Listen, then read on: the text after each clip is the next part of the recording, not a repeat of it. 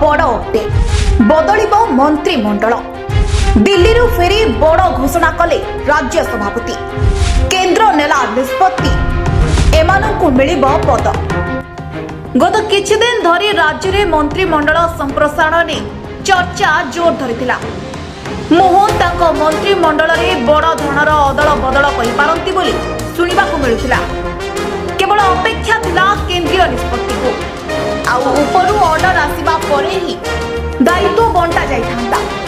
एहारे भितरे मुख्यमंत्री मोहन चरण माझी हठात राज्यपाल को भेटिबा एवं राज्य सभापति मनमोहन सामल दिल्ली जिबा एही चर्चा को आहुरी खोराक जोगाइथिला। अनेक आशायी मंत्री पद पाइबाकू अनाई बसिथिले। आउ जे माननकु मंत्री पद मिलिथिला सेमाननकु जेभଳି पद हराइबाकू न पड़े सेथिपई सेमाने आशंकारे रहुथिले। हेले एबे एही चर्चा रे पूर्णछेद पकाइछंती सभापति मनमोहन सामल।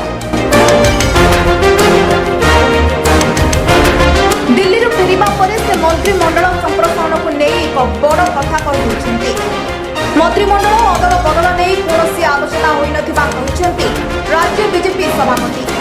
से कहिसेंती मंत्रिमंडल संप्रसारण विषय रे कोनोसी भी आलोचना होई नाही।